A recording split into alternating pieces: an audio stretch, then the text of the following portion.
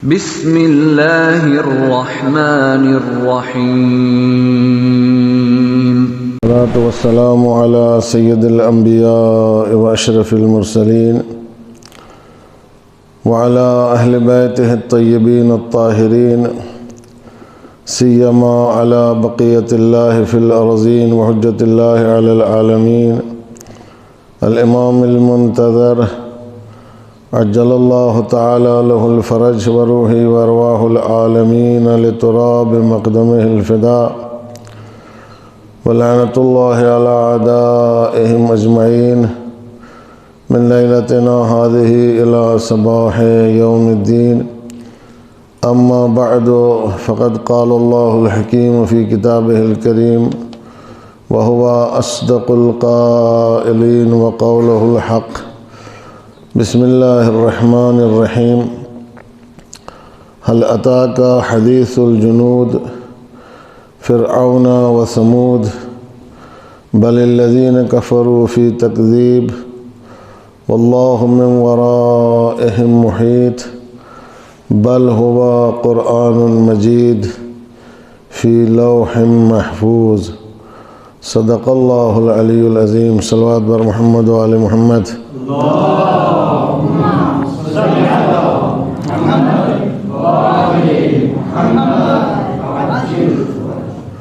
ایک بار سورہ حمد و 3 بار سورہ توحید کی تلاوت فرما کر مرحومہ اور مغفورہ سیدہ صغیر فاطمہ بنت منظور حسین شاہ کی روح کو ایصال ثواب فرمائے۔ اعوذ باللہ من الشیطان الرجیم بسم اللہ الرحمن الرحیم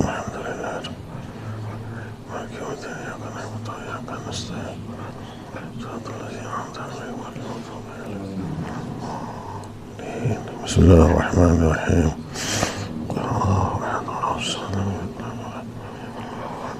بسم اللہ الرحمن الرحیم اللہ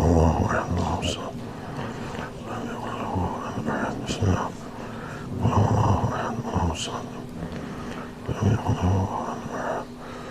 اللهم اغفر للمؤمنين والمؤمنات والمسلمين والمسلمات الأحياء منهم والأموات تابع اللهم بيننا وبينهم بالخيرات إنك مجيب الدعوات إنك على كل شيء قدير وبعث ثواب هذا الكلام الجميل الخضار إلى روح من قرأت لها هذه الفاتحة المباركة بحق الزهراء وأبيها وبعلها وبنيها اللهم اغفر لها واجعلها عندك في أعلى عليين وارحمها وإيانا برحمتك يا أرحم الراحمين صلوات بر محمد وآل محمد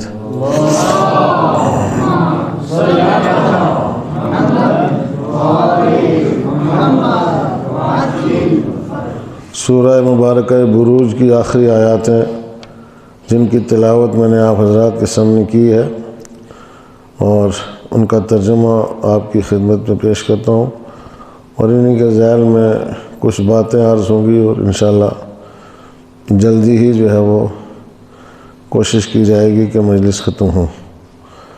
هل اتاک حدیث الجنود، فرمایا کہ کیا ان لشکروں کی بات جو ہے وہ آپ تک پہنچی ہے، فرعون و ثمود، جو فرعون اور ثمود کے لشکر تھے، بل الذین کفروا فی تکذیب، یہ کافر لوگ جو ہیں یہ ہمیشہ جھٹلاتے ہی رہتے ہیں، ان کا کام جھٹلانا ہے، یہ تکذیب میں رہتے ہیں۔ تکذیب کا مطلب جھٹانا۔ واللہ من ورائهم محیط، لیکن اللہ جو ہے وہ ان کو اپنے احاطے میں لیے ہوئے ہے، یہ اللہ کی گرفت سے باہر نہیں جا سکتے ہیں اور ہمیشہ پروردگار عالم کے زیر نظر ہیں۔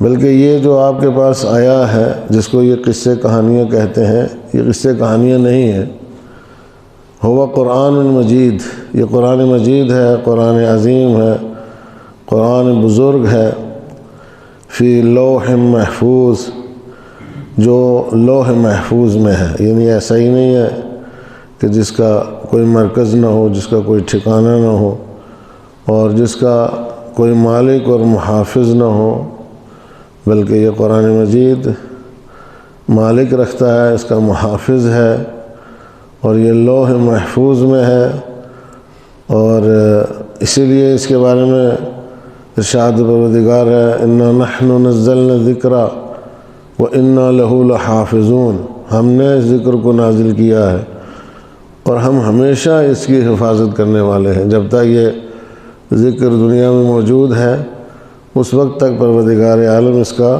محافظ ہے اور نگہبان ہے اور اس کو محفوظ رکھنے والا ہے۔ بس یہ بڑی عظمت والی کتاب ہے، معمولی کتاب نہیں ہے۔ اس کے ذیل میں چند نکتے ہیں اور پھر کچھ پیغامات، اور انشاءاللہ بیچ میں جو ہے وہ کچھ دوسری باتیں بھی ہوں گی۔ قوم فرعون اور سمود جو ہے وہ طاقت میں، امکانات کے لحاظ سے، وسائل کے لحاظ سے اور جو کچھ ان کے پاس تھا اس کے لحاظ سے یہ بہت بڑی بڑی قومیں شمار ہوتی ہیں جن کا ذکر قرآن مجید میں آیا ہے، اور دوسری آیات میں بھی قرآن مجید نے ان کی طاقت اور قدرت کی طرف اشارہ کیا ہے۔ یہی قومیں جو ہیں یہاں پر انہی دو قوموں کے جو ہے وہ قرآن مجید نے نام لیے ہیں۔ خداوند متعال جب کسی قوم کی توانائی کا ذکر کرتا ہے تو اس کا مطلب یہ ہے کہ وہ یہ بتانا چاہتا ہے کہ چاہے کوئی کتنا ہی توانا اور قدرت والا کیوں نہ ہو، ہم جس وقت اس کو چاہیں پلک جھپنے میں اس کا قلع کما کر سکتے ہیں، صفحہ ہستی سے اس کو نابود کر سکتے ہیں، اس کو مٹا سکتے ہیں۔ اللہ کی قدرت کے سامنے کسی کی قدرت نہیں چلتی، اللہ کی طاقت کے سامنے کسی کی طاقت جو ہے وہ کارگر نہیں ہے۔ آج بھی دنیا طاقت کے نشے میں چور ہے، بڑے بڑے ممالک سپر طاقتیں جو ہیں اپنے آپ کو کہتے ہیں، وہ طاقت کے نشے میں چور ہیں۔ لیکن اب یہ چونکہ سرکار دو عالم کا دور ہے، پیغمبر رحمت کا دور ہے، امت مرحومہ کہلاتی ہے، اور گزشتہ قوموں کے اوپر جو عذاب آتے تھے وہ سلسلہ نہیں ہے، عذاب کا وہ سلسلہ نہیں ہے۔ اگر وہ سلسلہ ہوتا تو ان کو مزہ چکھا دیا گیا ہوتا کب کا، لیکن اللہ نے وہ سلسلہ بند کر رکھا ہے۔ وَمَا كَانَ اللَّهُ لِيُعَذِّبَهُمْ وَأَنْتَ فِيهِمْ، اللہ ان پر عذاب نازل نہیں کرتا ہے میرے حبیب جب تک آپ ان کے درمیان میں۔ وَمَا كَانَ اللَّهُ مُعَذِّبَهُمْ وَهُمْ يَسْتَغْفِرُونَ، اور اس وقت تک اللہ ان کے اوپر عذاب نازل نہیں کرے گا جب تک کہ یہ استغفار کرتے ہیں، یستغفرون۔ تو جہاں تک استغفار کا سوال ہے تو وہ تو معلوم ہے کہ آج کے زمانے میں استغفار جو ہے وہ کس قسم کا ہوتا ہے، کتنا ہوتا ہے، اور مغفرت کتنی طلب کی جاتی ہے، یہ تو سب کے سامنے ہے۔ ظاہر ہے کہ خود امت مسلمہ جو ہے وہ کتنا استغفار کرتی ہے اور سچا استغفار کتنا ہوتا ہے اس میں، وہ تو بالکل سامنے ہے۔ وہ لوگ کہ جن کا استغفار سے کوئی لینا دینا ہی نہیں ہے، جو اس مفہوم سے ہی آشنا نہیں ہے، اس مفہوم سے ہی واقف نہیں ہے، وہ کہاں استغفار کرتے ہیں، ان کا تو اس سے کوئی لینا دینا ہی نہیں ہے۔ اس کا مطلب کیا ہے؟ اس کا مطلب ایک چیز جو عذاب کو روکنے والی ہے تقریباً اس کا دنیا میں فقدان ہے۔ استغفار حقیقی جو ہے وہ حقیقی معنی میں استغفار نہیں ہے، کائنات میں دنیا میں نہیں ہے، یہ سب زبانی ہے، زبانی جمع خرچ ہے جو استغفار ہوتا ہے، حقیقی معنی میں استغفار نہیں ہے۔ اس لیے نہیں ہے حقیقی معنی میں استغفار کہ جو قوم بھٹکی تھی سرکار دو عالم صلی اللہ علیہ وآلہ وسلم کے بعد،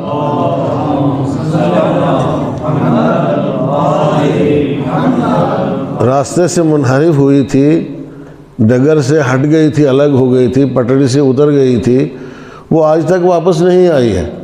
استغفار کا مطلب کیا ہے؟ استغفار کا مطلب جو ہے یہاں سے آدمی بھٹکتا ہے، بھول چوک ہوتی ہے، دوسری طرف نکلتا ہے، تو استغفار کر کے اس نے جتنا سفر ادھر طے کیا ہوتا ہے واپس اسے اس نقطے پر آنا پڑتا ہے جہاں سے وہ گمراہ ہوا ہے، اس نقطے پر واپس آ کے پھر وہاں سے آگے اپنا سفر شروع کرنا پڑتا ہے۔ یہ استغفار کا مطلب ہے صحیح معنوں میں۔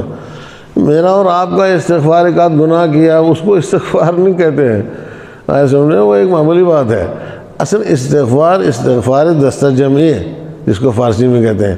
استغفار اجتماعی ہے، غلطی اجتماع کی ہے، غلطی ایک دو آدمیوں کی نہیں ہے، غلطی پوری امت کی ہے۔ اس غلطی کے پیچھے پوری امت کا ہاتھ ہے، اس گناہ میں ساری امت ملوث ہے۔ توجہ کر رہے ہیں آپ سر؟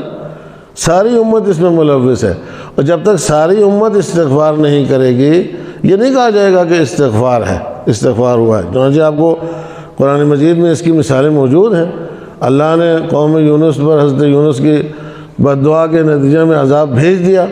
جب عذاب آ گیا ان کے سروں کے اوپر بالکل، تو ایک دفعہ قوم والے متوجہ ہوئے اور کسی نے مشورہ دیا، کسی نیک انسان نے، کہ بھائی کوئی چارہ نہیں ہے، جاؤ تلاش کرو یونس کو جس نے بد دعا کی ہے، اس کو تلاش کرو، وہی آئے گا، وہی اس عذاب کو جو ہے وہ ٹال سکتا ہے۔ تو ایسا نہیں ہے کہ ایک آدھ جو ہے وہ گھر سے نکلا اور نمائندے بنا کر کے بھیجاؤ کہ بھائی تم جاؤ جا کر کے ڈھونڈ لاؤ، ہم تمہیں نمائندہ بناتے ہیں، یا کوئی انجمن والے گئے ہوں، نہیں، پوری قوم جو ہے وہ گھروں سے نکل پڑی، بچہ بھی گھر میں نہیں رہا، یعنی گھر ہی بھول گئے، سمجھ میں آیا؟ سب بیابانوں میں چلے گئے حضرت یونس کی تلاش میں، اور نہیں ملے تو خدا سے دعا کی انہوں نے، پروردگارا ہم تو چلے آئے ہیں ڈھونڈنے کے لیے مگر وہ تیرا بندہ مل نہیں رہا ہے، تو اب ہم کیا کریں؟ اگر وہ مل جائے تو ہم اس سے معافی مانگیں، اس کے پاؤں پہ گریں، ایسے انہیں، اور اس سے کہیں کہ وہ دعا کرے اور یہ عذاب ٹل جائے۔ لیکن جب دیکھا پروردگار عالم نے قوم کا اضطرار، تو ادھر حضرت یونس کو بھی مچھلی کے پیٹ سے نجات دی، اور ادھر قوم کا جو ہے وہ یہ استغفار، اجتماعی استغفار اسے اللہ نے قبول کیا اور اس عذاب کو ٹال دیا۔ آیا سمجھ میں؟ یہ ہوتا ہے استغفار، اجتماعی استغفار، ساری امت مل کے استغفار کرے۔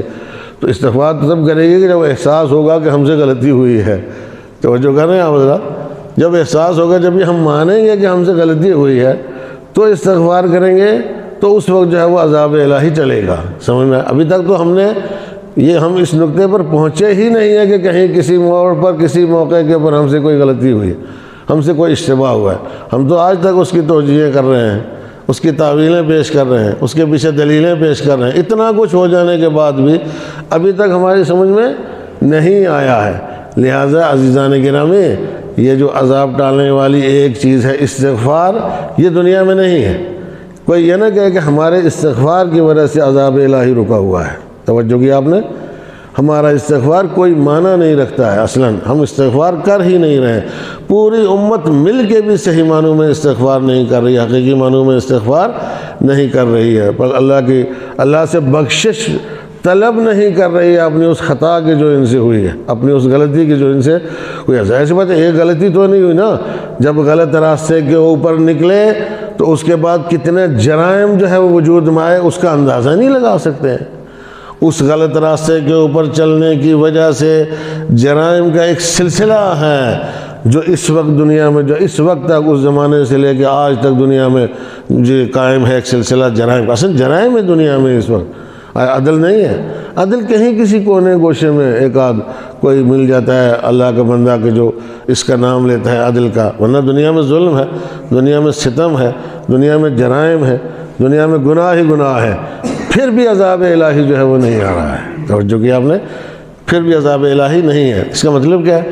اس کے یہی دو چیزیں قرآن مجید نے بتائی ہیں کہ عذاب کو روکنے والی یہی دو چیزیں ہیں، ایک تو حجت خدا کا وجود، اور دوسرا قوم کا اجتماعی استغفار۔ سمجھ میں آیا؟ حجت خدا کا وجود اور قوم کا اجتماعی استغفار۔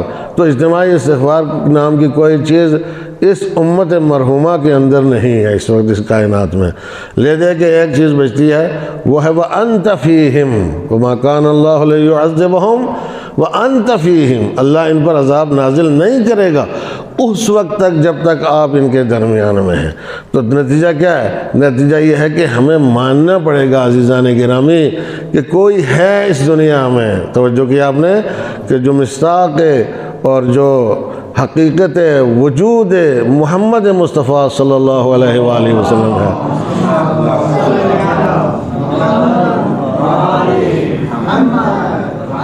کہ جس کی وجہ سے عذاب رکا ہوا ہے، عذاب رکا ہوا ہے، ورنہ ظاہر سی بات ہے کہ امت کے کرتوت تو ایسے ہی ہے کہ اس کی وجہ سے عذاب تو ایک لمحے کے لیے بھی نہیں رکنا چاہیے، عذاب آنا ہی چاہیے، رکنا نہیں چاہیے، آئے سمجھ میں؟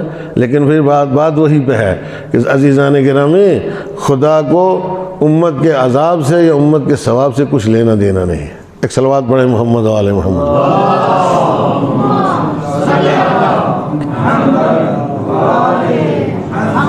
خدا کا ڈائریکٹ اس سے کوئی لینا دینا نہیں ہے، کون کیا کرتا ہے کیا نہیں کرتا ہے، کس کو ثواب دینا دینا ہے، کس کو عذاب دینا ہے.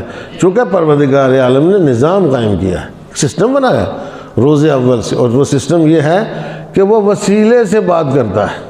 توجہ کیا آپ نے؟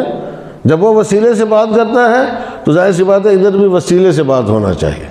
اگر عذاب آئے گا تو وسیلے کے ذریعے سے آئے گا، اگر ثواب آئے گا تو بھی وسیلے کے تھرو آئے گا. اس کے بغیر نہ ثواب آ سکتا ہے نہ عذاب آ سکتا ہے.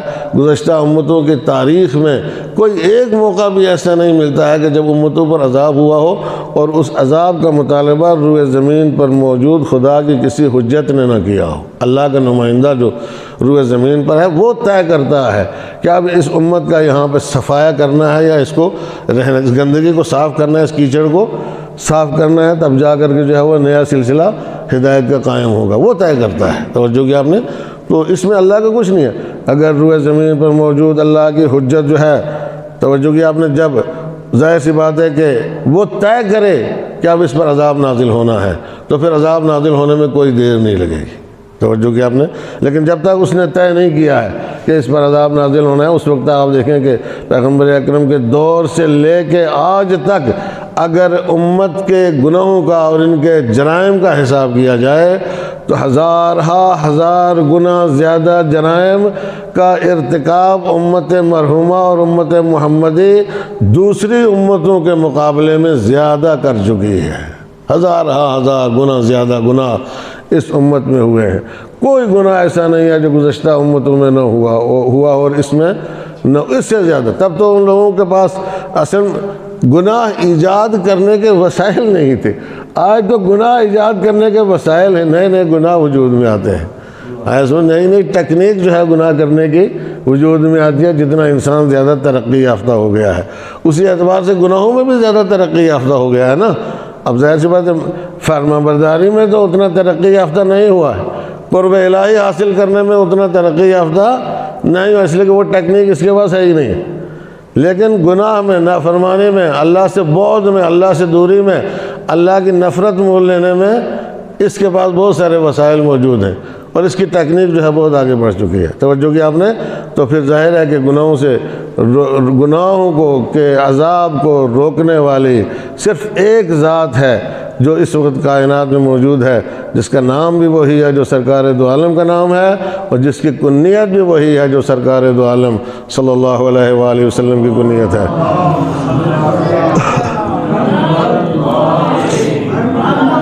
اس کے وجود مقدس کے صدقے میں اس امت کے اوپر عذاب نازل نہیں ہو رہا ہے. توجہ کی آپ نے؟ خوب ظاہر ہے کہ ایک بندہ، اللہ کا ایک بندہ خوب اتنی قیمت رکھتا ہے اللہ کی نظر میں کہ ساری امت کو اس کے اوپر فدا کر دیا جائے، ساری امت کو اس کے اوپر قربان کر دیا. اگر وہ کہہ دے تو ایک لمحہ بھی نہیں لگے گا ساری امت کو اس کے اوپر قربان کرنے میں، اور جب تک اس نے نہیں کہا ہے ساری امت کچھ بھی کرتی رہے. توجہ کی آپ نے؟ پروردگار عالم کی نگاہ اس کے اوپر ہے کہ اس کا صبر کتنا ہے، اس کا تحمل کتنا ہے. یہ حجت ہے، اللہ کی حجت ہے. آیا سمجھے؟ اس کی قدرت کتنی ہے، اس کی طاقت کتنی ہے. آیا سمجھے؟ تو ظاہر سی بات ہے کہ جلد بازی وہ کرتا ہے جو کمزور ہوتا ہے، جلد بازی وہ کرتا ہے جو کمزور ہوتا ہے، جلد بازی وہ کرتا ہے جسے یہ خطرہ ہوتا ہے کہ تو میرے ہاتھ سے نکل گئے، لیکن اسے کوئی خطرہ نہیں ہے. یہ اس کے ہاتھ سے نکل کے نہیں جا سکتے ہیں، یہ کائنات اس کے ہاتھ سے نکل کے نہیں جا سکتی ہے. توجہ کی آپ نے؟ اسے کوئی خطرہ نہیں ہے، وہ کمزور نہیں ہے، وہ دیکھ رہا ہے مصلحت پروردگار ہے. کہاں تک جاتے ہیں یہ، کہاں تک جاتے ہیں؟ توجہ کی ان کی دوڑ کتنی ہے، کتنی ان کی دوڑ ہے. ظاہر سی بات ہے کہ اس کی گرفت سے باہر نہیں جا سکتے ہیں. ان بطش ربک لشدید، یاد رکھو کہ تمہارے پروردگار کی گرفت اور پکڑ جو ہے وہ بہت مضبوط ہے، بہت مضبوط ہے. توجہ کی آپ حضرات نے؟ لہذا عذاب اگر ٹلا ہوا ہے عذاب تو صرف اس وجود نازنین کی وجہ سے ہے، وجود امام زمانہ اجل اللہ تعالی فرجہ الشریف کی وجہ سے ہے.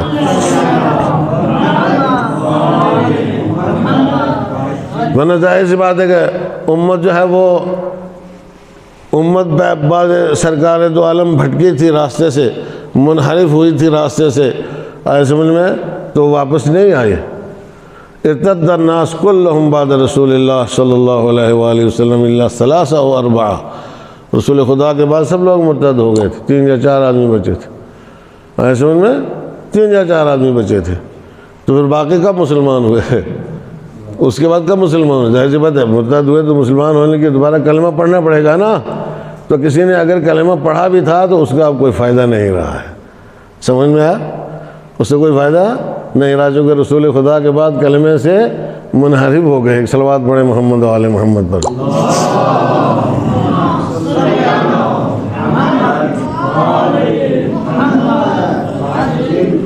چونکہ یہ تو ظاہر سی بات ہے کہ جو کلمہ ہے وہ کلمہ بھی تو تبدیل ہوگا بھائی، جب منصب والا چلا گیا ہے تو اب جو صاحب منصب نیا ہے کلمے میں اس کا نام آنا چاہیے، اس کے علاوہ کوئی چارہ دوسرا نہیں ہے، تو آپ اس کو بھی ساتھ میں رکھو، تو اب کلمہ جو ہے وہ یہی ہوگا نا جو کلمہ ہے اس وقت۔ کلمہ پڑھنا پڑے گا لا الہ الا اللہ محمد رسول اللہ، تب تک صحیح تھا جب تک محمد رسول اللہ موجود تھے، لیکن جب محمد رسول اللہ چلے گئے چارج دیا تو اب علی ولی اللہ کا اضافہ کرنا بہت زیادہ ضروری ہے۔ اب علی کا نام کلمے میں لانا بہت زیادہ ضروری ہے، اگر کوئی اس اہمیت کو درک نہیں کرتا ہے تو ظاہر سی بات ہے کہ اس کا کلمہ ناقص ہے۔ ایک صلوات پڑھیں محمد و آل محمد۔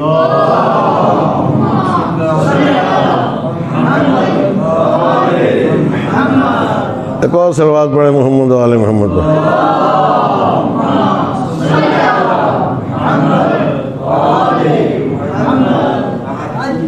لفظ قرآن جو قرآن مجید میں استعمال ہوا ہے، اگر اس کے اوپر الف اور لام آئے، القرآن جسے کہتے ہیں، آئے سمجھ میں؟ القرآن، تو اس سے مراد کتاب ہے، یہ کتاب، یہ قرآن مجید جو ہے چونکہ خاص ہے، القرآن معرفہ ہے، آئے سمجھ میں؟ اس سے مراد جو ہے یہ کتاب ہے۔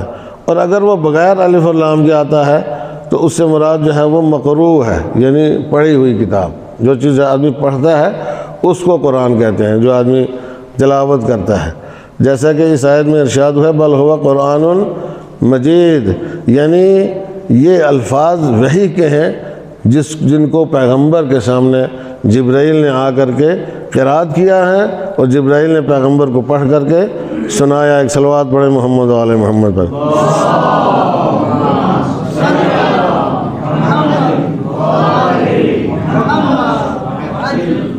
اور یہ جو آیت کا آغاز ہوا حل اتاک حدیث الجنون، یہ جو سوال کیا جاتا ہے اس لیے کیا جاتا ہے تاکہ طرف کو متوجہ کیا جائے، سننے والے کو متوجہ کرنے کے لیے سوال کیا جاتا ہے، تاکہ یہ لوگ جو ہے جو گزشتہ امتوں کی تاریخ ہے اس کے بارے میں آگاہی حاصل کریں، اور جو پروردگار عالم نے ان کے ساتھ سلوک کیا ہے ان کے گناہوں کی وجہ سے، ان کی معصیت کاریوں کی وجہ سے، اس سلوک کو دیکھنے کے بعد اس سے عبرت حاصل کریں۔ آیا سمجھ میں؟ حل اتاک حدیث الجنود فرعون و ثمود، ظاہر فرعون کا حشر کیا ہوا وہ بھی قرآن مجید نے واضح طور پر بیان کیا ہے، قوم ثمود کا حشر کیا ہوا اس کو بھی قرآن مجید نے بیان کیا ہے۔ یہ قرآن مجید جب ان داستانوں کو بیان کرتا ہے تو یہ عبرت حاصل کرنے کے لیے ہے کہ بھائی تم عبرت حاصل کرو، آیا سمجھ میں؟ اور اس سے عبرت حاصل کرنے کا مقام ہے۔ اور جو سب سے زیادہ ہتھیار والے اور اسلحے والے لشکر جو ہے وہ جب اللہ کے بارگاہ کے سامنے آتے ہیں اور پروردگار عالم سے ان کا سامنا ہوتا ہے تو ان کی کوئی حیثیت نہیں رہ جاتی ہے، کوئی ہتھیار اللہ کے سامنے چلنے والے نہیں ہیں۔ توجہ کی آپ حضرات ہیں؟ اور کوئی ہتھیار جو ہے وہ ظاہر سی بات ہے کہ جب اللہ کے سامنے نہیں چلتا ہے تو اللہ کی حجت کے سامنے بھی کوئی ہتھیار نہیں چلتا ہے، اس کی کوئی حیثیت نہیں ہے، اس کی کوئی قیمت نہیں ہے۔ اب لوگ کہیں گے یہ دقیانوسیت والی باتیں کر رہے ہیں، اب ہم تو دقیانوسی کرتے ہی رہیں گے، ظاہر سی بات ہے، اس میں کوئی دو رائے نہیں ہے۔ ورنہ آپ یہ جتنے مرضی بنا کے رکھو ہتھیار، جتنا مرضی انبار لگا کے رکھو ہتھیار، اس سے کس کو ڈراؤ گے بابا؟ یہ لوہے کا ایک انبار ہے، امام کے ایک اشارے سے سب لوہا بن کے رہ جائے گا، اب اس کی کوئی حیثیت نہیں رہے گی۔ تو آپ کہو گے صاحب یہ فیئر نہیں ہے، یہ اچھی بات نہیں، کیوں؟ اس لیے کہ امام نے جو ہے وہ معجزے کا استعمال کیا ہے۔ آپ کو کیا پتہ ہے امام نے معجزے کا استعمال کیا؟ ہاتھ کا اشارہ کوئی معجزہ ہوتا ہے؟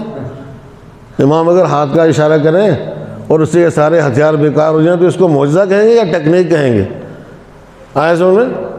آپ ہاتھ کے اشارے کرو تو وہ ٹیکنیک ہے، امام ہاتھ کا اشارہ کرے تو معجزہ ہو جائے گا؟ نہ، کوئی معجزہ نہیں ہے، بس ایک ہاتھ کا، امام کی ضرورت نہیں ہے ہاتھ کا اشارہ، امام کے خدام نوکر اتنے ہوں گے ماشاءاللہ، ایسے ہوں گے کہ وہی اگر ہاتھ کا اشارہ کر دیں گے تو یہ سارے ہتھیار جو ہے وہ بیکار ہو جائیں۔ کیا ہے یہ لوہا؟ کس کے تابع فرمان ہے؟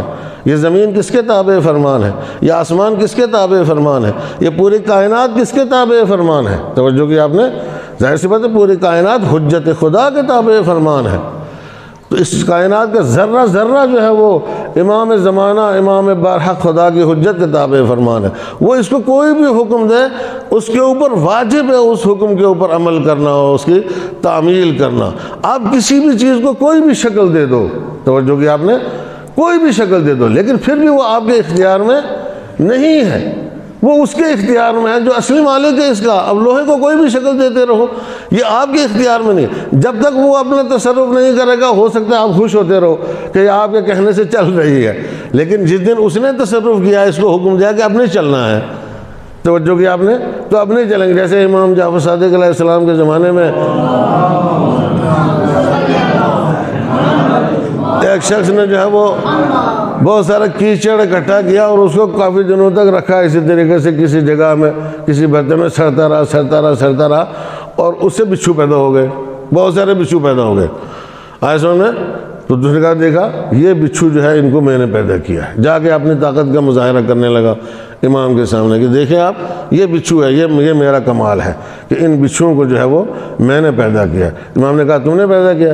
کہا جی ہم نے، میں نے پیدا کیا. کہا بتایا ان میں نر کتنے ہیں مادہ کتنے ہیں؟ ایسے تو نے پیدا کیا، اسے معلوم ہے کہ نر کتنے ہیں مادہ کتنے ہیں. ان کو حکم دے نر الگ ہو جائیں مادہ الگ ہو جائیں تو پھر معلوم ہوگا تو نے پیدا کیا ہے.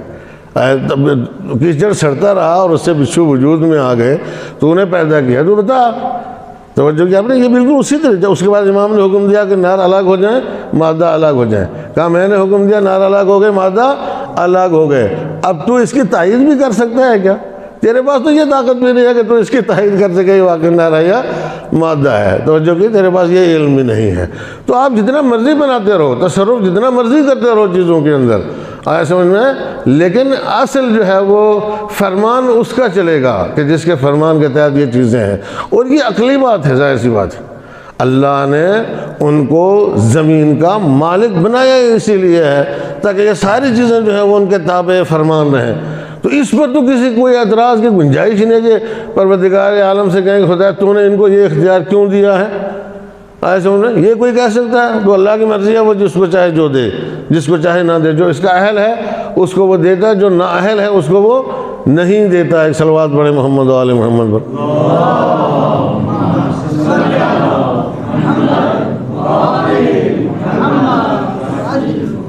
اور اسی طریقے سے چنانچہ یہ جو ستمگر ہیں، یہ ظالم طبقہ جو دنیا میں ہے، یہ بڑے بڑے ملک جو اپنے طاقت کے نشے میں چور ہیں، اور اس وقت جو ہتھیاروں کی دوڑ ہے سب سے زیادہ، ایک سے ایک خطرناک ترین ہتھیار، بھیانک ترین ہتھیار جو ہے وہ بنائے جا رہے ہیں. تو جو کہ آپ نے یہ دوڑ ہے، اور اس سے جو ہے وہ دنیا کے اوپر قبضہ کرنے کی فکر میں ہے. اور پہلے وہ اس طرح کے ایک ہتھیار بناتے تھے، اب یہ دوسرے ٹائپ کے ہتھیار انہوں نے بنانا شروع کر دیے ہیں اور لوگوں کو جو ہے وہ مرعوب کرنا شروع کر دیا ہے. تو جو کہ آپ نے یہ بھی ایک خطرناک پالیسی ہو سکتی ہے، اور شیطان کی ایک بہت بڑی چال ہے شیطان کی جو ہے وہ. لیکن اس سے تو آدمی کو تو ہوشیار تو رہنا ہی پڑے گا نا، بچنا تو پڑے گا ہی اس سے کہ جو چالیں شیطان اس وقت دنیا کے لیے چل رہا ہے، اور مختلف قسم کی بیماریاں اور وبائیں اور وائرسز اور یہ اور وہ، ان سے لوگوں کو جو ہے وہ مرعوب کر رہا ہے. یہ اس لیے کر رہا ہے کہ وہ ایک دن جو ہے وہ دجال بن کے دنیا کے سامنے ظاہر ہو اور اپنی الوہیت کا اظہار کرے اور لوگوں سے کلمہ پڑھوائے اپنا. توجہ کیا میں، اسی لیے ہو رہا ہے، اسی لیے یہ سب کچھ ہو رہا ہے دنیا میں. لیکن انسان کو جو مومن ہیں، اللہ کے بندے ہیں، ظاہر سی بات ہے، اور اللہ کی حجت پر ان کا ایمان ہے، ان کو اس سے جو ہے وہ فکر کرنے کی ضرورت نہیں ہے. احتیاط بہت ضروری ہے لیکن پریشان ہونے کی ضرورت نہیں ہے. جب بھی آپ صدق دل سے اپنے کسی امام کو مدد کے لیے پکارو گے تو وہ مدد کے لیے موجود ہوں گے انشاءاللہ. صدق دل سے پکار کے دیکھو، وہ مدد کے لیے موجود ہوں گے، وہ مدد کریں گے، مدد کر رہے ہیں، مدد انہوں نے کی ہے. ورنہ دنیا نہیں چاہتی کہ آپ زندہ رہو. آیا سمجھ میں؟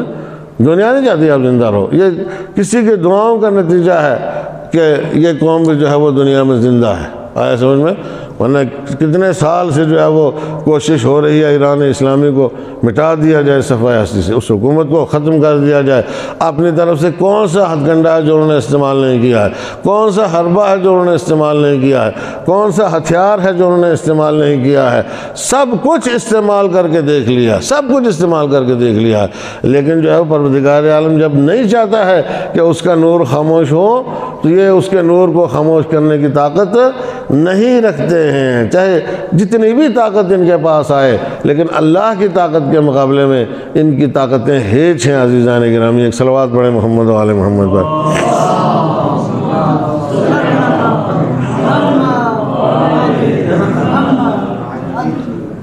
خداوند متعال ظاہر سی بات ہے صاحب مجد و عظمت ہے، اور قرآن مجید کا مالک بھی وہی ہے، ذو العرش المجید ہے، اور قرآن مجید جو ہے اس کا مالک بھی وہی ہے، اس قرآن مجید کو بھی اس نے اتارا ہے۔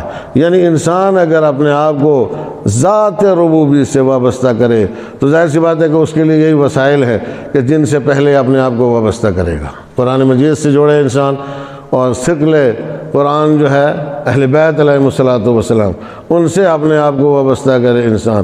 ان دو ذوات سے جب تک انسان اپنے آپ کو وابستہ نہیں کرے گا وہ پروردگار عالم کا بندہ نہیں کہلا سکتا ہے۔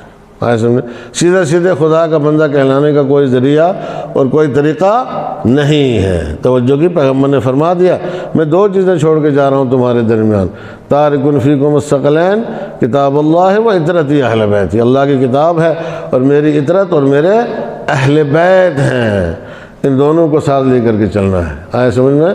ان دونوں میں سے اگر کسی کا دامن، کسی ایک کا دامن بھی تم نے نہیں تھاما ہے تو پھر تم ظاہر سی بات ہے کہ حوض کوثر پر پیغمبر کی خدمت میں نہیں پہنچ سکتے ہو، اور پھر جنت میں جو ہے وہ تمہیں مقام نہیں مل سکتا ہے۔ ان دونوں سے وابستہ رہنا ضروری ہے۔ یہ ماہ مبارک رمضان جو گزرا ہے، ظاہر سی بات ہے ربیع القرآن، قرآن مجید کے بہار، اور یہ پچھلی رات جو شب نزول قرآن گزری ہے ہمارے درمیان میں، یہ پروردگار عالم کی طرف سے بہترین مواقع تھے اور بہترین فرصتیں تھیں کہ انسان ان میں اپنے آپ کو خدا کے حضور میں حاضر کرتا، اور حاضر کر کے ان کے جو فیوز و برکات ہیں ان کو اپنے شامل حال کرتا۔ جب تک انسان دنیا میں زندہ ہے اس کے پاس موقع ہے، اس کے پاس فرصت ہے، اور جب وہ دنیا سے چلا جاتا ہے تو یہی اس کے اعمال جو ہیں وہ اس کے کام آتے ہیں، جو انسان دنیا میں انجام دیتا ہے۔ برزخ میں اور کوئی چیز نہیں ہے، وہاں آدمی کے لیے کمائی کا موقع نہیں ہے۔ عزیزان گرامی، کمائی کا موقع دنیا میں ہے، وہاں تو اس کو ملے گا جو کچھ جس نے کما کے آگے بھیجا ہے، وہاں وصولیابی ہے، ملے گا اس کو، وہاں کما نہیں سکتا ہے کچھ بھی، اس کو کمانے کا موقع پروردگار عالم کی طرف سے وہاں نہیں ملنے والا ہے۔ وہ گھر کمانے کے لیے نہیں ہے، وہ حساب کتاب کے لیے ہے۔ کمانے کے لیے یہی دنیا ہے، مزرعۃ الآخرہ، یہ آخرت کی کھیتی ہے۔ اس میں جتنا انسان کوشش کر کے کما لے یہ اس کے کام آئے گا انشاءاللہ آخرت میں، اگر انسان اس کے راستے کے اوپر ہے، اور اگر انسان اس کے راستے پہ نہیں ہے تو ظاہر ہے کہ پھر مشکل ہے اس کے لیے۔ عزیزان گرامی، غفلت کا شکار نہ ہو انسان، غفلت سے انسان محفوظ رہے اور عقیدہ درست کر کے صحیح عمل انجام دینے کی کوشش کرے تاکہ پروردگار عالم کی خوشنودی حاصل ہوتی رہے۔ اور جب پروردگار عالم ثواب دینے پہ آتا ہے تو اتنا ثواب عطا کرتا ہے کہ جس کا کوئی اندازہ نہیں ہے، جس کا کوئی ثواب کا بھی اندازہ آدمی نہیں لگا سکتا ہے۔ توجہ کی آپ نے، یہ اس کا لطف ہے، اس کا کرم ہے۔ لہذا اس کے بندوں کو جب اللہ نے اس کے لیے بہترین وسائل فراہم کیے ہیں، بس چند منٹ اور آپ کی خدمت میں، بہترین وسائل پروردگار عالم نے اس کو دیے ہیں اس دنیا میں زندگی بسر کرنے کے لیے، توجہ کی آپ نے، تو ان بہترین وسائل کو بالکل صحیح راستے کے اوپر لگائے۔ وہ یہ یاد رکھو عزیزوں اور دوستو، صحیح راستے کے اوپر زندگی بسر کرنے والے لوگ بھی اسی دنیا میں رہے ہیں کہ جنہوں نے کمال حاصل کی، کمالات کے منازل تک پہنچے ہیں۔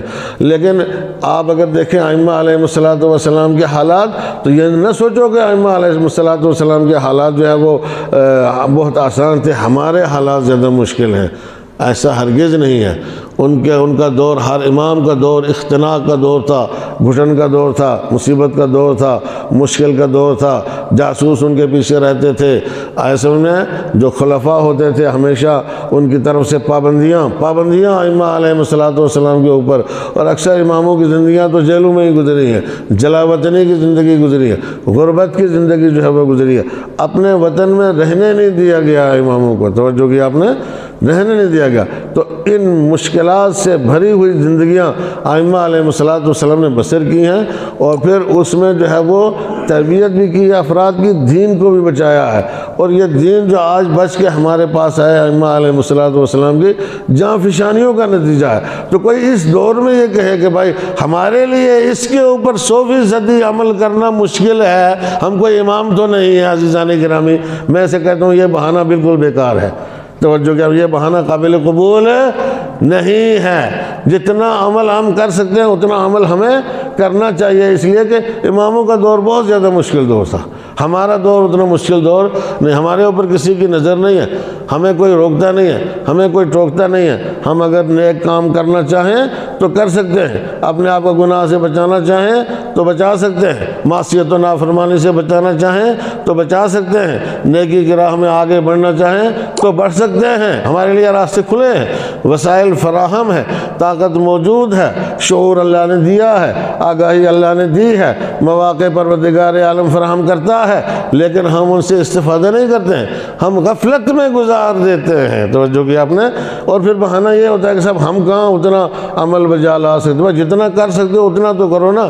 اگر حضرت علی علیہ السلام شبائے قدر میں یا ہر رات میں جو ہے وہ ہزار رکعت نماز پڑھتے تھے، تو بھائی آپ 2 4 10 رکعت بھی نہیں پڑھ سکتے ہو، 11 رکعت شب قدر نہیں پڑھ سکتے، وہ 1000 رکعت پڑھتے تھے، توجہ کہ آپ نے پھر اس کے بعد کہو کہ نہیں ہم بھائی نوافل تو پڑھ سکتے ہیں آدمی، واجبات تو پڑھ سکتے ہو، چھوڑ دو نوافل کو، جو واجب نمازیں ہیں وہ تو پڑھ سکتے ہو نا یار، مستحبات نہیں پڑھ سکتے تو جو واجب کام ہے وہ تو کر سکتے ہو نا۔ اگر امام حسن علیہ السلام نے زندگی میں کئی بار اپنا گھر خالی کیا، گھر خالی کر دیا پورا، اور فقراء اور یتیموں میں، مسکینوں میں، حاجت مندوں میں اور ضرورت مند لوگوں میں تقسیم کیا، پورا گھر خالی کر کے اللہ کے راہ میں دیا، تو بھائی ہم گھر خالی نہ کریں، کم سے کم جب حج بتا 20% وہ تو ادا کر دیں، اور کہ یار 20% بھی ہم تھوڑا ہی کوئی ہمارے لیے بہت مشکل، تو 20% بھی نہیں ادا کر سکتا، اللہ سے چاہتا ہے کہ 100% جنت تیرے حوالے کر دے۔ ایک صلوات پڑھیں محمد و آل محمد۔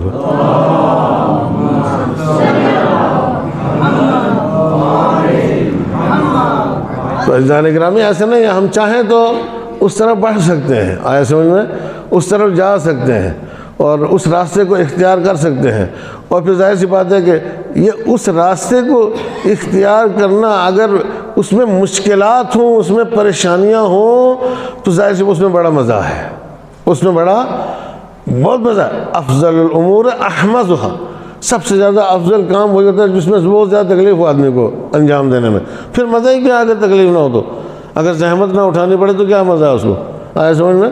لیکن اس کو کرنا کہ اس طرف جائے، کیوں، یہ راستہ ہمیں امام کی طرف لے جاتا ہے، یہ راستہ ہمیں خدا کی طرف لے جا رہا ہے، یہ راستہ ہمیں نجات کی طرف لے جا رہا ہے، یہ راستہ جو ہے وہ ہمیں جنت کی طرف لے جا رہا ہے، اس راستے پر چل کے ہماری قدر و منزلت جو ہے وہ اللہ کی بارگاہ میں بڑھتی ہے، اس راستے کے اوپر چل کے ہماری کامیابی ہے، اس راستے کے اوپر چلنے کے بعد ہمیں سب کچھ جو ہے وہ ملنے والا ہے، اسی راستے پر چلنے کے بعد یہ دنیا بھی ہماری ہونے والی ہے اور یہ آخرت بھی ہماری ہونے والی ہے۔ عزیزان گرامی، یہ اسی دنیا میں، یہ اسی ماحول میں، اسی علاقے میں جہاں پہ ہم اور آپ رہتے ہیں، یہاں بھی ماشاءاللہ خدا کے ایسے بندے گزرے ہیں، غربت کے عالم میں، افلاس کے عالم میں۔ آپ نے بزرگوں کو دیکھیں، اگر ہم لوگ تو ہمارے پاس تو اس وقت بہت کچھ اللہ کا دیا ہوا ہے، ان کے پاس نہیں ہوتا تھا اتنا زیادہ، ایک وقت کی روٹی ہوتی، دوسرے وقت کی نہیں ہوتی تھی، لیکن انہوں نے کبھی نمازیں نہیں چھوڑی، انہوں نے کبھی اللہ کی عبادت نہیں چھوڑی، انہوں نے کبھی بے صبری کا مظاہرہ نہیں کیا، انہوں نے کبھی کسی کے حق کے اوپر جو ہے وہ لالچی نظریں نہیں ڈالیں کہ طمع نہیں کیا کہ مجھے اس کا بھی مل جائے، نہ صبر کیا، جو ملا اس کے اوپر راضی برضا رہے اور کامیاب رہے۔ اس لیے کامیاب رہے کہ یہ جو نسل اس وقت دنیا میں ہے یہ ان کی محنتوں کا نتیجہ ہے، آیا سمجھ میں۔ غربت، سب کچھ، صبر سب سے بڑی، ہم نے دیکھا ہے ہم نے دیکھا ہے بھائی اپنی آنکھوں سے بہت سارے لوگوں کو ہم نے صبر کرتے ہوئے دیکھا ہے، اللہ نے اس صبر کا ان کو اجر دیا۔ ہم نے غریبوں کو دیکھا ہے، ہم خود غریب تھے، آج بھی غریب ہیں، باقی لوگ آج جو ہے وہ صاحب مکان ہیں، تو میں آج بھی لا مکان ہوں۔ ایک صلوات پڑھے محمد و آل محمد۔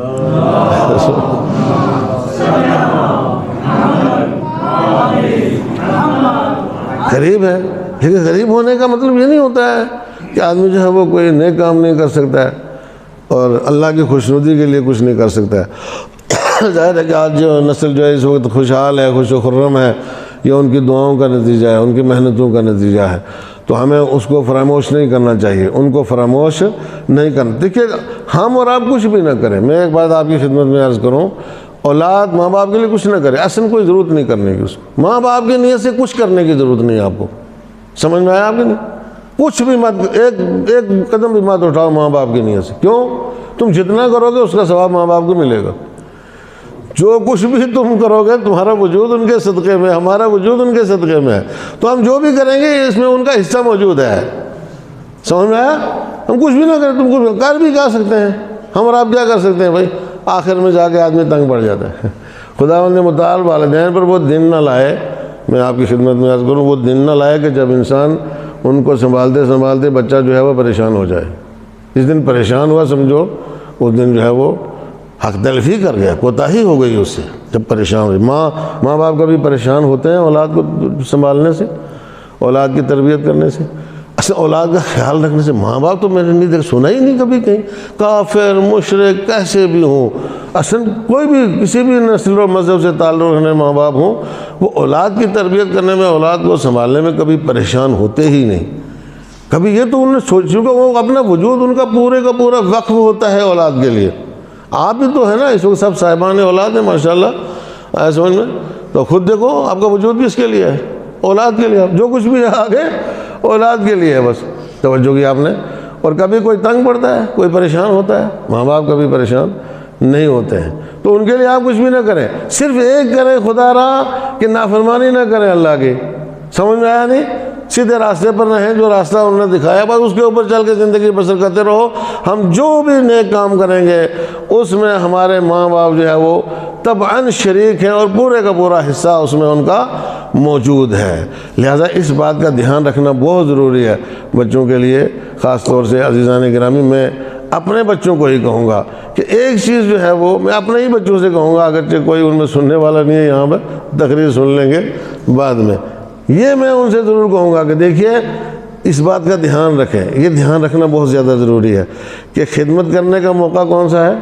وہ بہترین موقع خدمت کرنے کا، بہترین موقع خدمت کرنے کا حالت یسر ہے، حالت آسانی ہے، حالت صحت ہے، توجہ کی آپ نے، حالت تندرستی ہے، جب ماں باپ باشعور ہیں، چلتے پھرتے ہیں، آپ کو سنبھال سکتے ہیں، آپ کی دیکھ بھال کر سکتے ہیں، توجہ کی آپ نے، اس وقت فرما برداری کرو، اس وقت خدمت کرو، اس وقت ان کو سنبھالو، اس وقت ان کو سہارا دو، اس وقت ان کو۔ ایک شخص آیا پیغمبر کی خدمت میں آگے، اس نے کہا یا رسول اللہ میں اپنے والدین کی بہت خدمت کرتا ہوں اور جو کچھ بھی میرے والد جو ہے یا والدین مجھ سے مطالبہ کرتے ہیں میں ان کو دیتا ہوں، میں ان کو جو بھی مطالبہ کریں میں ان کو دیتا ہوں، جو مانگے میں ان کو دیتا ہوں۔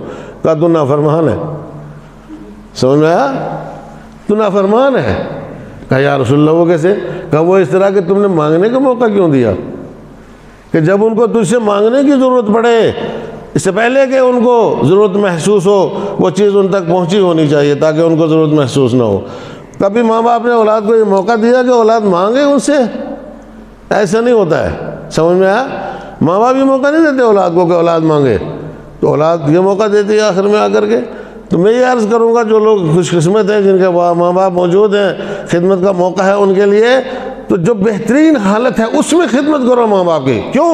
یہ یاد رکھو کہ جب بیمار ہو جاتا ہے، جب صاحب فراش ہو جاتا ہے، اس وقت تو ظاہر سی بات ہے کہ کرنا ہی ہے خدمت، پھر کوئی چارہ آپ کے پاس نہیں ہے، توجہ کی آپ نے، کوئی چارہ آپ کا اس وقت نہیں ہے۔ میں نہیں کہتا اس وقت نہیں، اس وقت اور زیادہ خدمت کرو، لیکن جو وہ حالت ہے جس میں وہ خوش ہو سکتے ہیں بہترین، جس میں وہ حظ اٹھا سکتے ہیں آپ کی خدمت کا، جس میں وہ بہرہ اٹھا سکتے ہیں آپ کی خدمت کا، توجہ کر رہے ہیں آپ، جس میں بہت زیادہ خوشی ان کو محسوس ہو سکتی ہے جب آپ خدمت کرو، جو بچے جن کو یہ موقع اللہ نے دیا ہے۔ تو وہ اس موقع کو ہاتھ سے نہ جانے دیں، اس موقع کو۔ اب ہم لوگوں کو تو توفیق نہیں ہوئی، زندگی ساری باہر ہی گزر گئی ادھر ادھر، ظاہر سی بات ہے دھکے کھاتے ہوئے اللہ نے جو وہ دھکوں کے لیے کر دیا، سمجھ میں آپ کی۔ لیکن جن کو یہ توفیق ملے پروردگار عالم کی طرف سے، وہ اس موقع کو ہاتھ سے نہ جائیں۔ میں نہیں کہتا اس کے بعد نہ، نہیں، اس کے بعد بھی خدمت کا ثواب کرنا ہی پڑے گی، سنبھالنا پڑے گا، دیکھ بھال کرنی پڑے گی، علاج کروانا پڑے گا، سب کچھ کرنا پڑے گا۔ توجہ کہ آپ نے اس کا بھی اجر ہے، بہت زیادہ ثواب ہے، بہت زیادہ ثواب ہے، بہت ہی اجر ہے اللہ کی بارگاہ میں۔ لیکن جو وہ موقع ہوتا ہے اس کا بہت زیادہ ثواب ہے، توجہ کہ آپ نے، اس کا بہت زیادہ ثواب ہے۔ لہذا یہ مذاق نہ سمجھو، یہ بچے جو عام طور سے مذاق والدین کے ساتھ آگے نافرمانیاں کرتے رہتے ہیں، اونچا بولتے ہیں، لڑائی کرتے ہیں، جھگڑا کرتے ہیں، مطالبات کرتے رہتے ہیں، توجہ کہ یہ دو ہمیں، وہ دو ہمیں، یہ کرو ہمارے لیے، وہ کرو ہمارے لیے، تم یہ نہیں کرو گے تو یہ ہو جائے گا فلاں فلاں۔ یہ کوئی فرمانبردار بچے تھوڑا ہی ہیں، یہ نافرمان بچے ہیں۔ سنیں، یہ لاڈ پیار نہیں ہے، یہاں لاڈ پیار نہیں کرتا۔ 15 سال کے بعد اللہ کسی کے ساتھ لاڈ پیار نہیں کرتا ہے۔ اس میں یہ بڑا لاڈلا آدمی ہے تو لاڈلا ہے تو اس کا مطلب کیا کرے گا؟ سمجھ میں آیا حضرات کی؟ نہ، کوئی ضرورت نہیں۔ 15 سال کے بعد وہ خود مختار ہے، جائے مزدوری کرے، کھائے پیے، باپ کی ذمہ داری کوئی نہیں رہتی ہے۔ سمجھیں، لیکن پھر بھی اگر ساتھ میں ہو تو خدمت کرو، بہت زیادہ خدمت کرو۔ اور اگر کسی کو خدمت کا موقع مل جائے تو وہ سمجھ لو کہ اللہ کی توفیق جو ہے وہ اس کے شامل حال ہے۔ توجہ کی آپ حضرات نے، عزیزان گرامی، یہ مرحومہ جس کے ایصال ثواب کا یہ پروگرام رکھا ہے، ظاہر سی بات ہے ہم تو بچپنے سے ان کو جانتے ہیں، ہم تو بالکل چھوٹے سے ان کے ہاتھوں میں پلے ہیں، بالکل چھوٹے سے تھے، بالکل ایک دم۔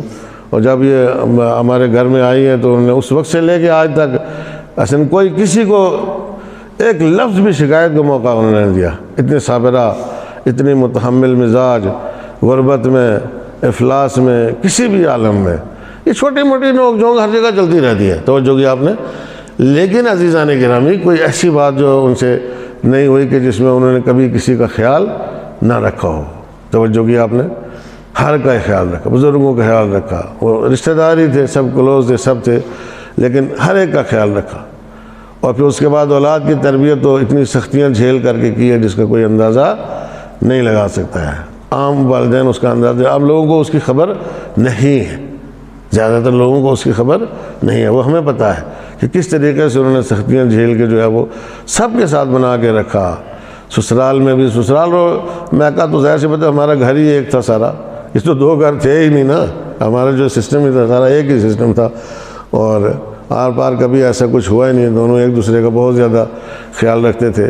لیکن پھر بھی جو شرافت مندانہ زندگی، مگر اس کے بعد مجھے یاد ہے اچھے طریقے سے کہ دن میں سارا کام کرنے کے بعد، رات کو تمام امور سے فارغ ہونے کے بعد، اب ان کا دستور یہ ہوتا تھا کہ پھر وہ مصلی بچھاتی تھی اور اس کے بعد قرآن پڑھنا۔ یہ دیکھا، اپنی آنکھوں سے دیکھا ہے نا، اور ہم نے سیکھا ہے۔ آپ یقین مانیں کہ بہت ساری چیزیں ہم نے ان سے شروع میں سیکھی، توجہ کی آپ نے، کہ بڑی محنتوں کی بات ہوتی ہے۔ اور یہ اب میں اس کے بعد ایک بات ضرور کہوں گا کہ پروردگار عالم نے جو کچھ بھی ان کا امتحان لینا تھا وہ لے لیا، توجہ کے۔ مومن کے لیے جو ہے وہ ایک بخار جو ہے چھوٹا سا ہوتا ہے نا، تو وہ بھی اللہ کی طرف سے اس کو اس کا اجر ملتا ہے۔ تو چھوٹی موٹی تکلیف کا بھی پروردگار عالم اس کا اجر دیتا ہے۔ یہ نہیں سوچنا چاہیے کہ کوئی خدا نخواستہ ایسی کوئی بات ہے نا، یہ پروردگار عالم نے گویا یہ اجر کا ایک کھاتہ کھولا ہے اور وہ اپنا حساب کتاب جو ہے وہ اس دنیا میں دے کے گئی ہیں، توجہ کی آپ نے۔ اس لیے کہ وہ باقاعدہ اس کے بعد پھر جتنا ان سے ورد و وظائف ہو سکتے تھے وہ کیا کرتے تھے۔ دن بھر کام کاج بھی ہوتے تھے، سارا کچھ ہوتا تھا، دن میں نہیں انہوں نے کبھی یہ کیا کہ میں فلاں کام چھوڑ کے تلاوت کروں، فلاں کام چھوڑ کے تلاوت کروں، اس کا خیال نہیں رکھوں، اس کا خیال نہیں رکھوں، نہ، سارے کام دن میں کرنا ہوتے تھے۔ رات کو بیٹھ کے تلاوت کرتی تھی، رات کو بیٹھ کے پڑھتی تھی، اللہ کو یاد کرتی تھی۔ چنانچہ آپ دیکھیں پروردگار عالم نے ان کو اجر دیا، خداوند متعال نے بہترین اجر سے نوازا انہیں دنیا میں بھی۔ جو کچھ انہوں نے اپنی آنکھوں سے دیکھا اللہ کے اجر کا نقشہ وہ بہت اچھا تھا، وہ کوئی خراب نہیں تھا۔ بچے بھی ماشاءاللہ، بچیاں بھی ماشاءاللہ دین کے راستے پر ہیں۔ خداوند عالم توفیق دے، مزید توفیقات سے نوازے۔ یہ بڑی بات ہے، معمولی بات نہیں ہوتی ہے۔ آپ حضرات واقعات سنتے رہتے ہیں۔ حضرت عیسیٰ جو ہے وہ قبرستان سے گزر رہے تھے، دیکھا کہ آگ برس رہی ہے ایک صاحب قبر کے اوپر، آگ برس رہی، توجہ کی آپ نے۔ تو آپ نے حواریوں سے کہا کہ جلدی جلدی نکلو یہاں سے، کہ ایسا نہ ہو کہ ہمارے اوپر بھی عذاب آ جائے۔ ایسا انہوں نے تھوڑی دیر جب بعد واپسی ہوئی، جب ادھر سے گزرے تو دیکھا کہ وہ گلزار بنی ہوئی ہے اور ایک باغ ہے، بہشت کے باغوں میں سے ایک باغ ہے، اللہ کی رحمت کا نزول ہو رہا ہے، فرشتے پروردگار عالم کی طرف سے رحمت لے کر کے اس صاحب قبر کے پاس آ رہے ہیں۔ رکے حضرت عیسیٰ، رک کر کے پوچھا معبود یہ کیا ماجرا ہے؟ ابھی تو آگ برس رہی تھی، اب کیا ہے؟ تو کہا کہ یہ اس کا ایک باپ جو ہے وہ بہت ہی گناہگار آدمی تھا، یہ شخص بہت گناہگار تھا، لیکن جب یہ دنیا سے گیا ہے تو اس کی بیوی حاملہ تھی، اور اس کے جانے کے بعد اس کا بچہ پیدا ہوا، اور 2-3 سال کا ہوا ہے، آج 3-4 سال کا، اور وہ مکتب میں گیا ہے۔ کہاں گیا؟ مکتب میں گیا، استاد کے پاس گیا ہے، تو استاد نے اس کو سکھایا ہے بسم اللہ الرحمن الرحیم۔ یہ واقعہ میں کئی بار اس سے پہلے بھی ذکر کر چکا ہوں۔ استاد نے اس کو کہا پڑھ بسم اللہ الرحمن الرحیم، اس نے بسم اللہ الرحمن الرحیم پڑھا ہے، تو جس کا بچہ جو ہے اپنی توتلی زبان سے مجھے رحمان و رحیم کہہ کر کے پکار رہا ہو، اس کے باپ پر میں عذاب نازل کروں، ایسا کریم تو میں نہیں ہوں، ایسا نہیں، اس پر میں عذاب نازل کروں، ایسا نہیں۔ عزیزان گرامی آپ یقین مانیں یہ معمولی سودا نہیں ہوتا ہے، یہ بڑا سودا ہے۔ آئے سمجھ میں؟ اب بچوں کو بھی وقف کیا، بچیوں کو بھی وقف کیا، خود بھی جو ہے وہ ساری زندگی دین کے راستے پر رہیں۔ یہ چھوٹی موٹی غلطیاں ہر ایک سے ہوتی ہیں، پروردگار ان کو معاف کرتا ہے، لیکن اصل وہ کام ہیں جو کیے ہیں، اس میں محنت ہے، اس میں ان کا حصہ ہے باقاعدہ طور پر۔ توجہ کی آپ نے، ہر ایک کا خیال رکھا، یہ بہت بڑی بات ہے۔ اور پروردگار آپ میں اس لیے میں کروں، آپ جو مرضی کرو، اب اس کے بعد آپ جو مرضی کرو، اصل میں آپ ایک لفظ بھی جو ہے وہ ان کے ثواب کے لیے ادا نہ کرو اپنے منہ سے۔ ان کا شعر موجود ہے، جہاں جہاں شجر کاری کی ہے، جہاں جہاں درخت لگائے ہیں، توجہ کی آپ نے، جہاں جہاں سرمایہ زندگی میں لگایا ہے، وہ سرمایہ اتنا اچھا لگا ہے کہ وہ قیامت تک اس کا سلسلہ چلتا رہے گا، چلتا رہے گا۔ اب وہ سلسلہ رکنے والا نہیں ہے، یہ باقیات الصالحات میں سے ہے، یہ باقیات الصالحات میں سے ہے، توجہ کی آپ نے۔ تو یہ بہت بڑا ایک سرمایہ تھا واقعا جو ہمارے ہاتھ سے نکلا ہے۔ پروردگار عالم ہم سب کو جو ہے وہ صبر کی توفیق دے۔ اور مجھے تو لوگ اصل کہتے ہیں یہ بڑا سنگ دل آدمی ہے، یہ روتا نہیں ہے، میں تو واقعا بہت کم روتا ہوں ایسے موقع کے اوپر، اور آپ پتہ نہیں کیا ہے، مگر ظاہر ہے کہ دکھ تو بہت ہوتا ہے جو بھی اس طرح کے حادثے ہوئے ہیں، بڑا تکلیف دہ حادثہ تھا۔ پروردگار ہم سب کو صبر جمیل اور اجر جزیل عطا کرے، خاص طور سے بچیوں کو صبر عطا فرمائے جنہوں نے بہت زیادہ محنت کی اس پچھلے پیریڈ میں، بچوں نے بہت زیادہ محنت کی اس پچھلے پیریڈ میں، جو ہے بہت زیادہ محنت کی، واقعا دن رات ایک کیا، یقیناً پروردگار عالم ان کو اجر دے گا، خداوند عالم، اس میں کوئی دو رائے نہیں ہے پروردگار عالم۔ لیکن عزیزان گرامی، بس میں ایک بات آپ حضرات کی خدمت میں ضرور عرض کروں گا، ایک بات ضرور عرض کروں گا، اس کو آپ بس آخری فکرہ میرا سمجھ لیں کہ آپ کی ماں تھی، جب وہ آہ بھی کرتی تھی تو آپ اس کے پاس پہنچ جاتے تھے، سارے بچے اس کے پاس پہنچ جاتے، چاروں طرف سے خدمت کرنے کے لیے موجود، ایک آہ کے اوپر جو ہے وہ خدمت کرنے والے، خدمت گزار، دیکھنے والے، قرابت دار، رشتہ دار، جس کو خبر ہوتی تھی یہ تکلیف ہوئی ہے، سب نے جو ہے وہ اب سب پہنچے، سب نے احوال پرسی کی، سب نے مزاج پرسی کی۔ کسی نے یہ نہیں کہا کہ اس کی بیماری اتنی لمبی ہو گئی ہے، ہمارے لیے بہت زیادہ تکلیف دہ ہے۔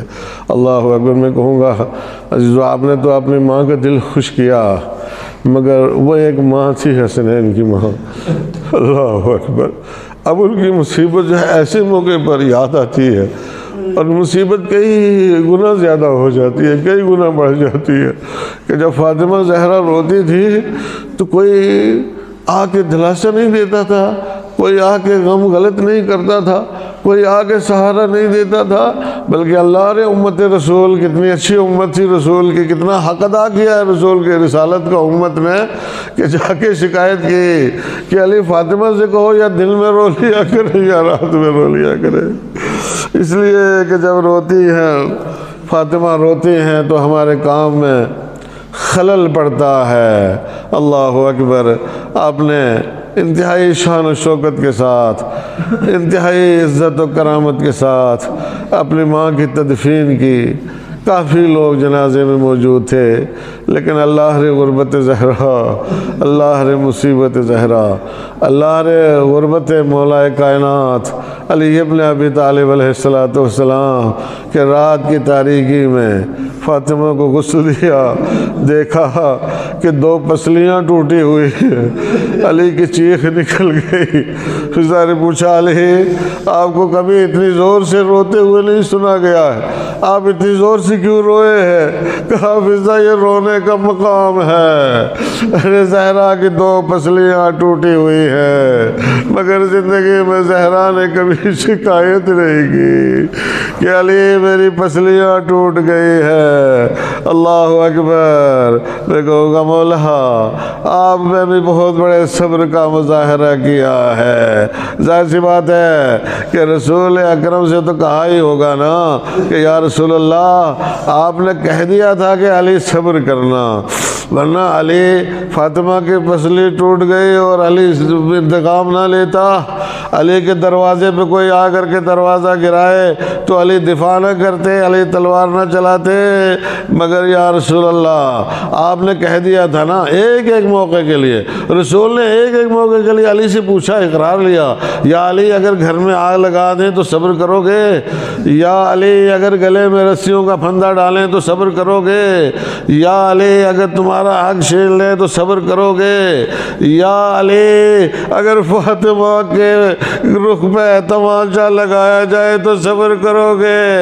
ایک مرتبہ علی کے صبر کا دامن جو ہے وہ ہاتھ سے علی کے چھوٹنے والا تھا، کہا یا رسول اللہ ایسی گستاخی پر میں صبر کیسے کر سکتا ہوں؟ کہا یا علی تمہیں صبر کرنا پڑے گا، یا علی تمہیں صبر کرنا پڑے گا۔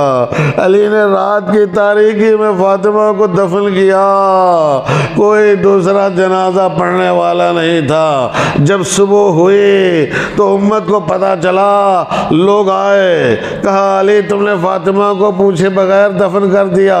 کہا فاطمہ کا حکم ہی ایسا تھا، فاطمہ کی وصیت ہی ایسی تھی کہ کسی کو خبر نہیں کرنا، کوئی میرے جنازے پہ نہ آنا پائے اور مجھے اسی طرح دفن کر دینا۔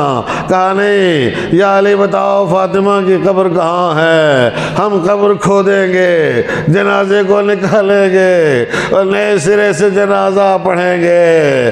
علی نے 40 قبروں کے نشان بنائے ہوئے تھے، مگر ایک مرتبہ جب انہوں نے یہ کہا تو علی نے قبضے شمشیر پر ہاتھ ڈالا اور کہا کہ اگر کسی میں ہمت ہے تو آئے۔ اب یہاں تک صبر تھا، لیکن یہاں رسول نے مجھ سے وعدہ نہیں لیا ہے، لہذا کوئی جرأت نہ کرے آگے بڑھنے کی، ورنہ خون کی ندیاں بہا دی جائے گی۔ اللہ لعنت اللہ علی القوم الظالمین، فسيعلم الذين ظلموا أي منقلب ينقلبون، إنا لله وإنا إليه راجعون، رضا بقضائه وتسليما لأمره۔ اللهم كن لوليك الحجة ابن الحسين صلواتك عليه وعلى آبائه في هذه الساعة وفي كل ساعة وليا وحافظا وقائدا وناصرا ودليلا وعينا حتى تسكنه أرضك طوعا وتمتعه فيها طويلا۔ اللهم إنا نرغب إليك في دولة كريمة تعز بها الإسلام وأهله وتذل بها النفاق وأهله وتجعلنا فيها من الدعاة إلى طاعتك والقادة إلى سبيلك وترزقنا بها كرامة الدنيا والآخرة۔ اللهم ما عرفتنا من الحق فحملناه وما قصرنا عنه فبلغناه برحمتك يا أرحم الراحمين۔ ربنا تقبل منا إنك أنت السميع العليم، بحق الزهراء وأبيها وبعلها وبنيها والسر المستودع فيها، سبحان ربك رب العزة عما يصفون وسلام على المرسلين والحمد لله رب العالمين، والسلام عليكم ورحمة الله وبركاته۔